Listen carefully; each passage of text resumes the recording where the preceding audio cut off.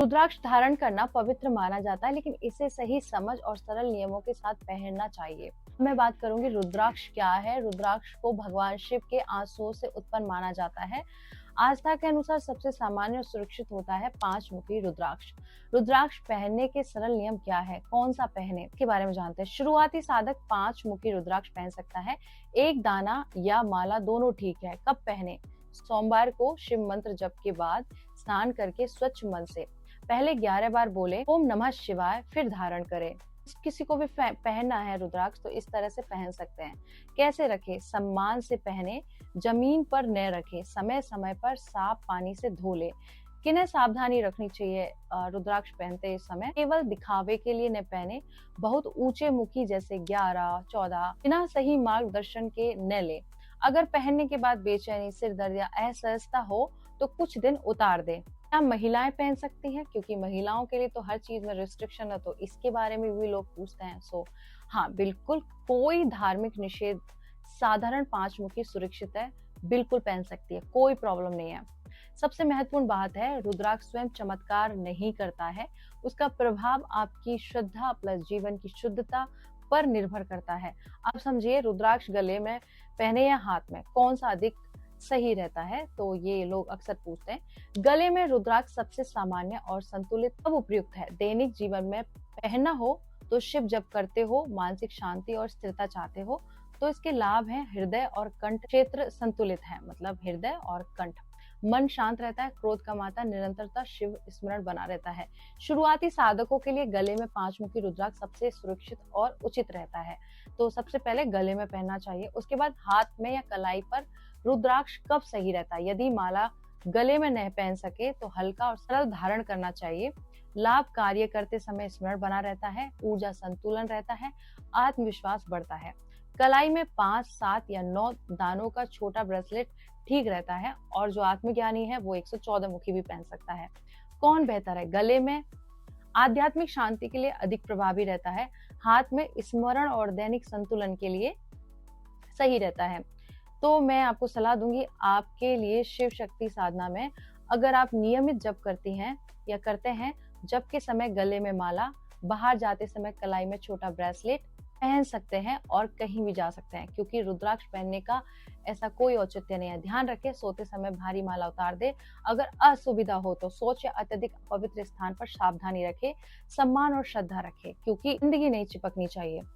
इसका सत्य यह है कि रुद्राक्ष शरीर पर हो या न हो, अगर ओम नमः शिवाय हृदय में है, वही सबसे बड़ा रक्षक है। आजकल बाजार में नकली रुद्राक्ष बहुत मिलते हैं, इसलिए पहचानना जानना जरूरी है। मैं आपको पहचानने के भी तरीके बताती हूँ। रुद्राक्ष असली कैसे पहचाने जाते हैं? मुख और रेखाएं स्पष्ट होती है।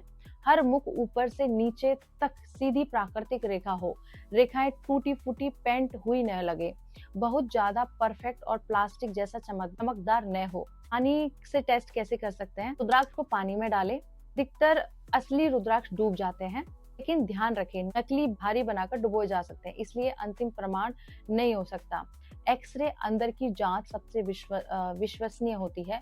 असली रुद्राक्ष के अंदर उतने ही प्राकृतिक खंड होते हैं जितने मुख बाहर दिखाई देते हैं। बड़ी खरीद हो तो लैब से सर्टिफिकेट जरूर ले लें। इसके जो छेद होते हैं वो प्राकृतिक होते हैं। बीच का छेद प्राकृतिक रेखा के अनुरूप हो। बहुत साफ मशीन कट गोल छेद संदिग्ध हो सकता है। स्पर्श अनुभव है। असली रुद्राक्ष हल्का खुरदरा होता है, बहुत चिकना प्लास्टिक जैसा या हल्का नकली लग सकता है। सबसे सुरक्षित विकल्प क्या है?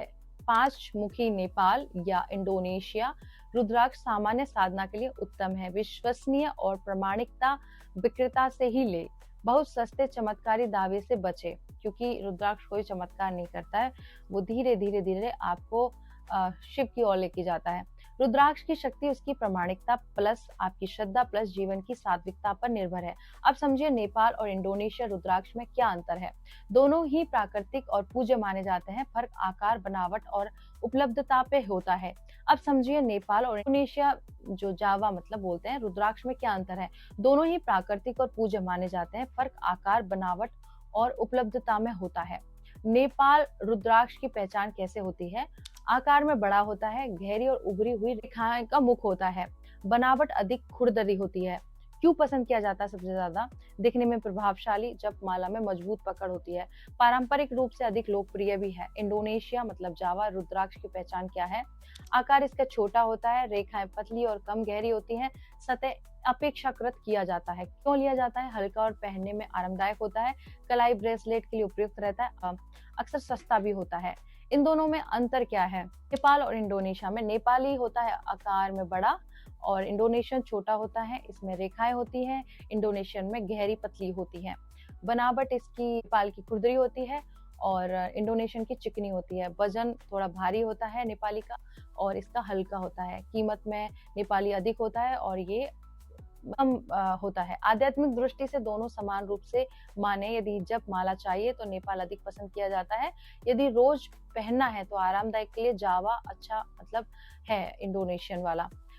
रुद्राक्ष का प्रभाव देश पर नहीं, आपकी श्रद्धा, नियमित जप और जीवन की शुद्धता पर निर्भर करता है। आगे की बातें मैं नेक्स्ट वीडियो में करूंगी। ये जानकारी अच्छी लगी है तो शेयर कर दीजिए और मेरे साथ बोलिए ओम नमः पार्वती पते, हर हर महादेव, शिव शंभो, राधे कृष्णा।